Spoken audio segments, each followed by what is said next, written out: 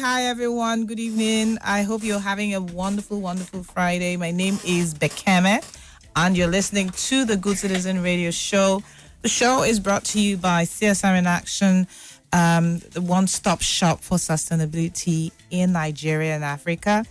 And it's sponsored by ACT Foundation, Aspire Coronation Trust Foundation, which is a grant-making organization established in 2016 to support health, education, entrepreneurship, and leadership across the African continent.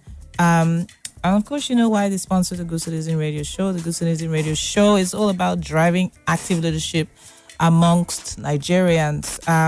You are the change you want to be. Forget any political slogan that you hear. It's you. It's about us. So, which is why we constantly say, I am Nigeria. No other person but me. So remember that we'll be talking about our annual conference. We annually have a conference on sustainability in the extractive industries. Sustainability in the extractive industries. The extractive industries being oil and gas and mining. And this year we'll have the conference on the 22nd of November 2019. And it's themed Community Engagement, a Panacea for Peace in the Extractive Industries. Community engagement, a panacea for peace in the extractive industries. And we have, friends coming from outside of Nigeria, all the way from Mozambique, expecting from Ghana, Senegal. And, we'll have business leaders, we'll have community leaders, we'll have government leaders, we'll have academia. Everybody basically come together to discuss the challenges that we constantly face in oil producing and now mineral resourced communities. And this year, we did say that we'd be rewarding outstanding organizations and some individuals who've excelled in the areas of community engagement and human rights. Because, oftentimes we constantly say, oh, this one has done this, oh, this company has done that. But we never really find time to appreciate the people who make an effort to do their best. And we think that this is an awesome, awesome opportunity to do this. And so, through a partnership with Ford Foundation and Global Rights, which is also supported by the Open Society Foundation, we are rolling out our first Community and Human Rights Awards this year. And there's 7 categories, but, we're going to be like Mo Ibrahim. We're posh like that. If we don't find the right people for the categories, we ain't going to give those categories. The categories are 1, the Kensariwa Environmental Management Award. You know that is a very sensitive subject. So, we're looking out. We did open the call sometime, maybe 2 weeks ago, and then closed it this week.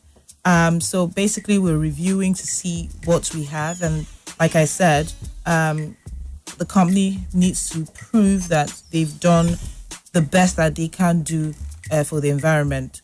I was talking to somebody recently, and he was saying, this matter of gas flaring when you visit some other oil-producing countries, you don't necessarily have to flare, because if you use the latest technology, then you won't have to flare and then harness whatever gas. You won't have to talk about all sorts of GHG emissions that would come from that. You won't have to talk about the health impacts for the citizens of that area and all of that. So there's that, the Kensariwa Environmental Management Award. So the company has to prove that it's done its very best to manage its negative environmental impact. The second is the MKO Abiola Community Engagement Awards. The MKO Community Engagement Awards, that speaks to itself. It looks at the inclusivity of the approach to engaging your host communities. And then we have the Hajia Gambo Sawaba Community Impact Award. So it goes beyond just engaging. How have lives been transformed? Is it just about engaging, and then in your office you guys are tushan eating 6 square meals a day? I actually heard about that. Like, I was talking to my colleague, and he was like, this particular oil company, they serve us, they used to serve us 3 tea breaks and 3 meals. I'm like, like how many people in their homes have 6 square meals or 3 square meals? And then such companies are in communities where people can barely eat, maybe farmlands destroyed. I'm not saying don't flex, flex, but make sure that your neighbors are flexing too. So it goes beyond just engaging. It's about the impact, how many lives have been transformed, how have the communities been transformed as a result of your company's incursion into that community. Can you say that their lives, the trajectory of their lives and livelihoods are different from those in the next community? And then we have the Fumilayo Ransom Kuti Human Rights Award. That again speaks for itself. The strong woman, what she stood for and everything. And we're looking for, this could be an individual or a company. We're looking for people, organizations that have shown their strong commitment to getting out of their comfort zones and fighting for the rights of those who may not be able to do it for themselves. We have the Apostle Hayford Alile Humanitarian Award. Apostle Hayford Alile was once a minister in Nigeria. He was a humanitarian, very well known. He did everything for everybody. And, if you met his children, you would understand the impact of what he did. He evidently passed that legacy downwards to his children. And so we're looking for human beings who have gone out of their way to promote others, to be there for others in order that they get better lives. And then we have the Sir Amadu Bello Award for Leadership. Are you a person that has taken charge and led others down the right path? We're looking for that. And then finally, the Josephine and Kemdeline Bertram Ekanaya Equal Rights Awards. Have you fought for rights in especially gender? Are you doing different things to make sure that women have an opportunity? My colleague again was laughing and saying, these days women have all the rights. So, these days when I want to apply for something and most of the time, all the nice things seems like it's women who are getting them. But I think that's equity. We're trying to create a level platform for people, for women. So, for instance, if you have to deal with a child at home, so you're a mother and you coming to the office and the man there, maybe he's single or he's married, but his wife has to deal with the child, right? So he comes into work and he doesn't have to worry about a creche for his baby. He doesn't have to worry about breastfeeding or anything like that. But then the woman has to deal with all of that. So any company who employs men and women, has some level of responsibility, moral responsibility to provide childcare, or at least an opportunity for the woman to be able to look after her child in order that she performs optimally at her job, right? So you want her to perform, so you don't say, because what most people would then do is they'll then avoid having women in the workplace. But research has shown that in the workplace, you need both male and female, or masculine and feminine skills to make things work there.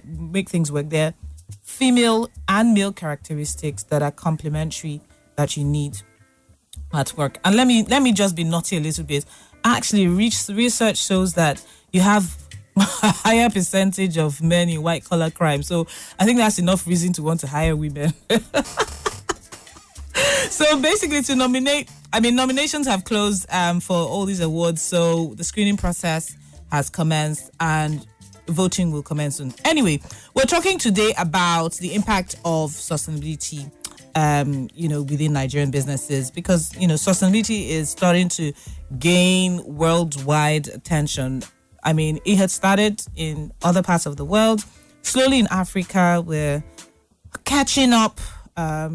We learn things quickly, so I would like to say that we're catching up really quickly. And, with the rollout of the Sustainable Development Goals, the 17 development goals that took over from the Millennium Development Goals, more governments across the world are beginning to sit up and, take note and think about how they can contribute to alleviating poverty, creating an equitable society, working for gender, building sustainable communities and all of that. And so it's no different here in Nigeria. We have a senior special advisor on SDGs who's helping us to address this in Nigeria.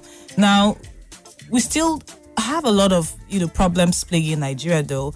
And then again, if you look at that, if you go down, you also have the when you go from global to national, and then we have business and individuals. So many businesses are also starting to think about CSR and sustainability. So, but what is more popular is CSR. So thinking of my social impact, or rather socially giving back, and then forgetting that you may also have other negative social and environmental impacts. And that's something that we also will be addressing somewhat.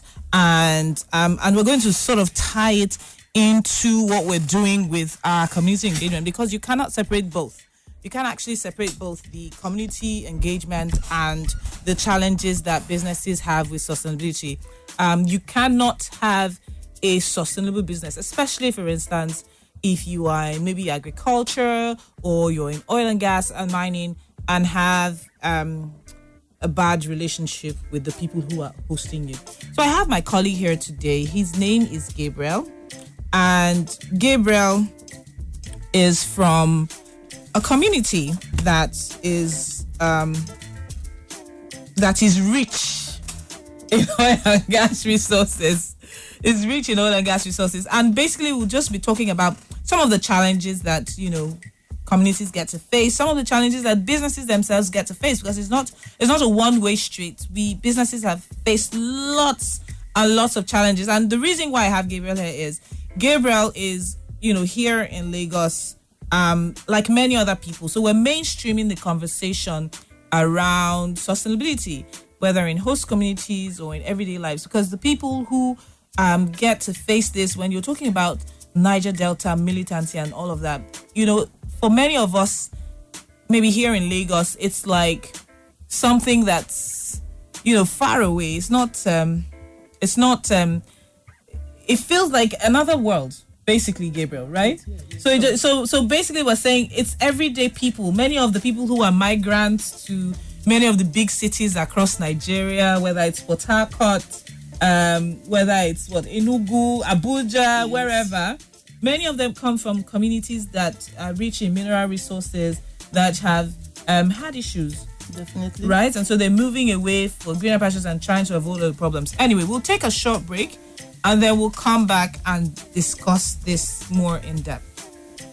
The Aspire Coronation Trust, ACT Foundation, is a non-profit organization established to help local, national, and regional non-profit organizations working to address the challenges and associated vulnerabilities across Africa. Our interventions are focused on 4 key areas, which are health, entrepreneurship, environment, and leadership. At ACT Foundation, we believe that together we can make a difference. So, let's come together to make the positive social impact we desire in our world. Hi, welcome back to the Good Citizen Radio Show. My name is Bekeme, and I said I have my colleague Gabriel on the show. Thank you for coming on the show, Gabriel. Thank you, Bekeme. Yeah, so hi, BM is my official name in the office. Apologies for that. No, why? I'm BM, excuse me. So I should be telling you guys BM. Right. Okay. So the number to call is 0700 93 93 93. Again, it's 0700 93 93 93. And I would really love to hear from people who come. I mean, if you're from Ekiti or you're from Zamfara or you're from any of the oil producing states or you're from Enugu or whatever, I'd really like to. From Delta. Yes. Akwa Ibom and what have you. Yeah, so if you know that you guys are rich in resources, but and you know anything about some of the challenges that you have, I'd really love to hear your voice. Like I said, we're trying to mainstream the conversation.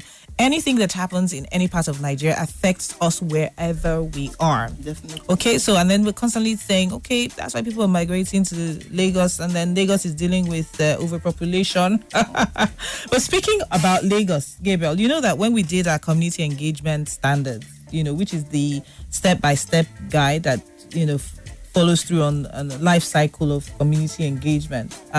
We went to Badagry last year, right? We went to all the mineral or oil producing states at least. And Lagos is now one of them. So in case people are thinking, that's not our business, Lagos is now an oil producing state. Yes, sure. And Lagos has these, at least for now, we found oil in Badagry. And, you know, there's a company working in Badagry. Okay, and when we went to that community, there was a lot of agitation already. They were saying, oh, they're not talking to us. You know, they've started some sort of reduction, but we haven't heard from anybody, you know, and all of that. I mean, situating it with, what do you think? I mean, what do you think might happen?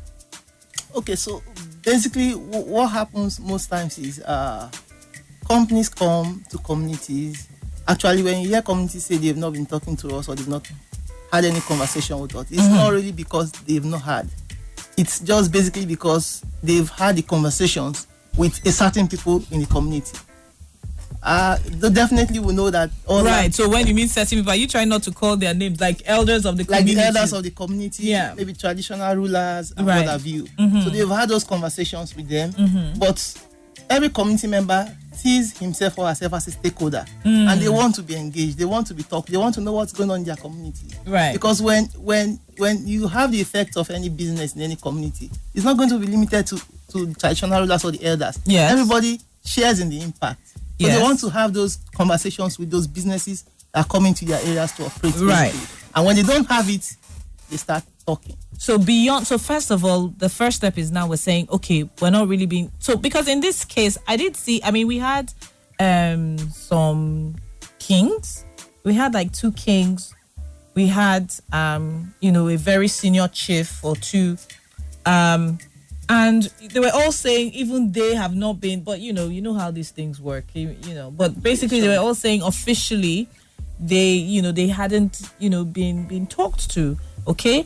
And so you're saying there's that, we haven't been talked to. And then there's also the fact that oftentimes when businesses have a conversation, they're not deepening that conversation. They're leaving it at that superficial level. Definitely. I've talked to a king, and I mentioned this last week when I said I met Sir Mahmoud Stewart, one of the first chairman of all the oil companies in Nigeria, and he was saying that this was a challenge that they're having. And then today, as I was talking to also one of the people from one of the companies, and I was saying, what do you think, why do you think that businesses are waiting to be told what to do? He was like, well, because it's just easy, really. It's just easy, not being compelled to do.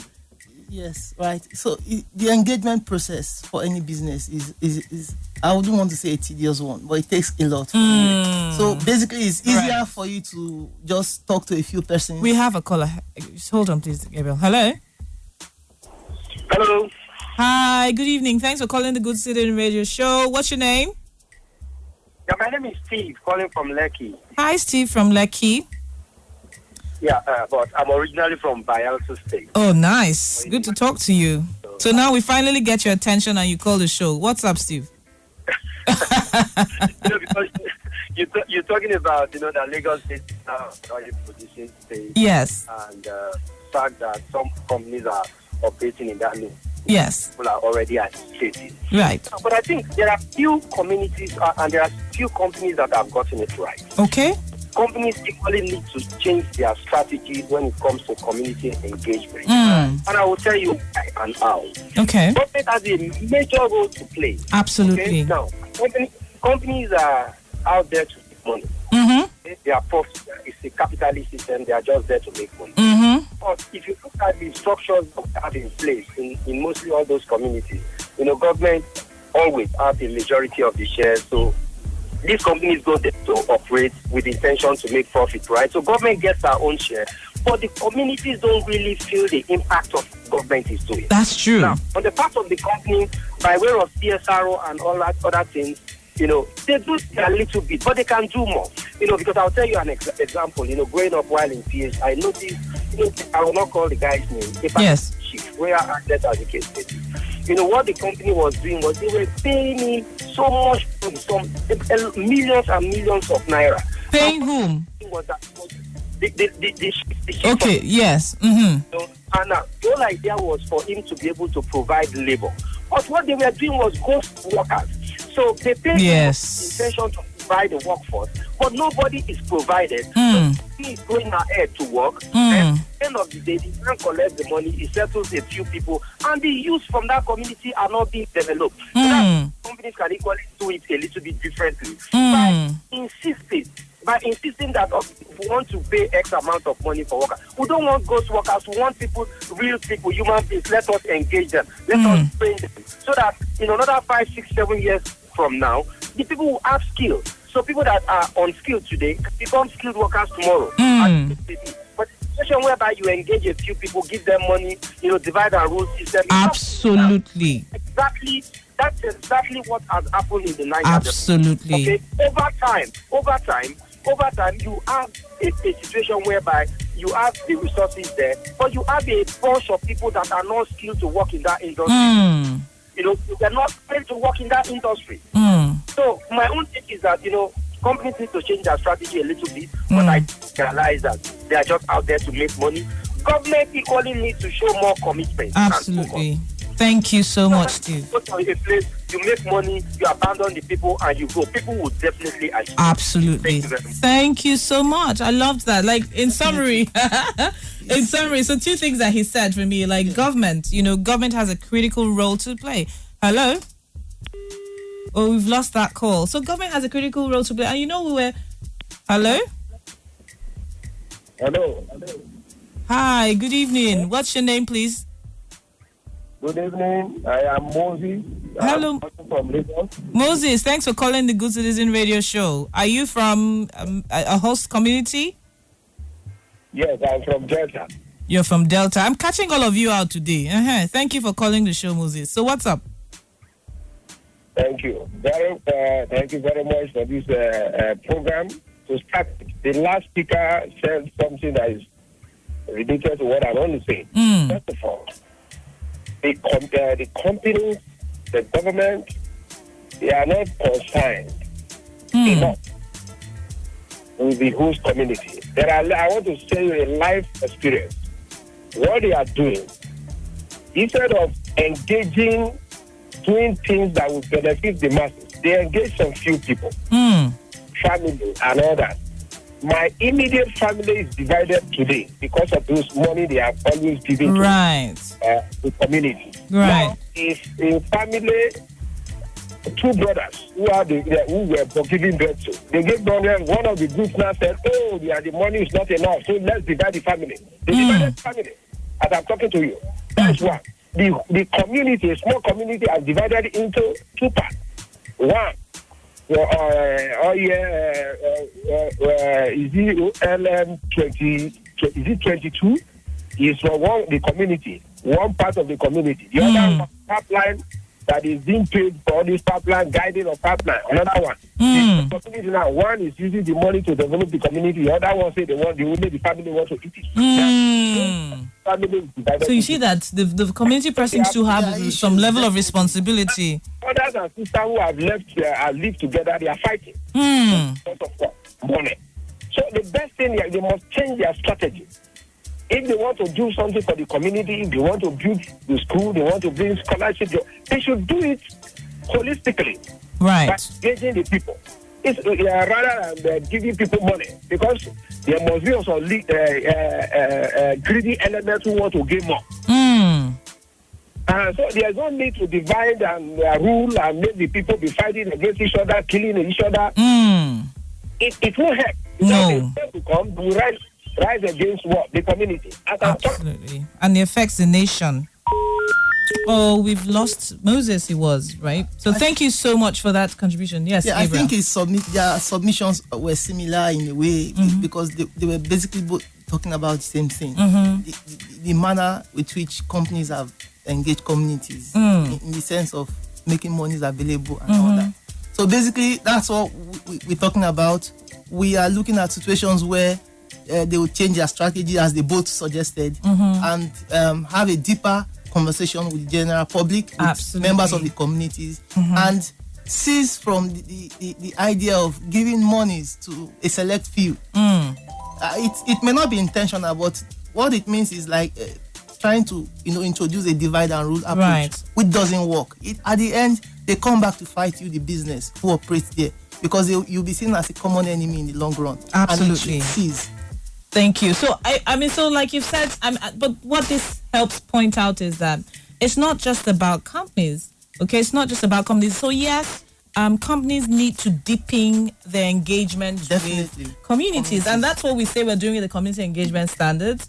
It's a full life cycle. So from when you first think, I'm prospecting, so these are the things I must do, and then I've decided to work in this area. These are the things, these are the ways I must engage. I must be open, I must be transparent. The way that I must consider benefit sharing. I must consider, equity. I must consider, how beneficial the interventions that I choose to do so basically, I think it begins with having a mindset, a value mindset. Absolutely. Being driven by a purpose. Absolutely. So when you want to go and operate in a place, you must be ready to make sure that you transform the life of the people who are there. So it's not, it shouldn't be just business now. As usual. Because, and Tata has been a favorite example of mine. Tata is over 100 years old. Why? Because from the get-go, before people became more astute to the fact that businesses could do more, Tata had welfare services for its people, and they're around. It shows a business that has a long-term mindset. Exactly. So, and I think that to use this opportunity, since we're talking about deeper engagement, you can actually visit www.csrinaction.org. So www.csr-action.org/CES. Charlie Echo Sierra CES to find out more about this, because it helps you look at, so even when you're leaving, handover and decommissioning, what must you do? And it also, again, the thing that they pointed out is that community pressings too must be responsible, because Gabriel, you cannot, if you don't want to be divided and ruled, you will not be divided and ruled. Yes. If you don't, seriously, like if you're not so selfish as to want to give all of your 50 children or relatives the scholarships, then we would not have those programs. So like the caller said, there are elements in the communities who are irresponsible, who are selfish and self-centered. So what they try to do most times is they try to kind of set up issues or cause conflicts or cause, reasons for people to want to go out and ask for some things from the company, so with the mindset of making sure that they get these companies to come and talk to them in person and then sort them out. And so we don't want that. We shouldn't be that. So you guys, if you're listening, wherever you are, stop that. And then finally, before we go, government has a major role to play. The 13% derivation fund, NDDC, my goodness, it's been a huge shock the way, NDDC has been run. That was supposed to transform host communities. It hasn't happened. But I'm excited because the Ministry of Petroleum Resources has shown some real commitment to driving this and taking responsibility and saying, you know what, when companies have problems, they can't come to us, we'll resolve them. Anyway, there's never enough time to have these interesting conversations on the Good Citizen Radio Show. But I thank Steve and Moses for calling. It's been very interesting. We'll carry on the conversation. You can send us a message. Steve had mentioned, companies that he thought were doing well. You can send us a message on 0906 263 4111. Again, it's 0906 263 4111. And you can continue the conversation at Good Citizen NG on social media. At Good Citizen NG on social media. Thank you for coming, Gabriel. I hope you all have a nice Friday. You've been listening to Bekeme on the Good Citizen Radio Show. Goodbye.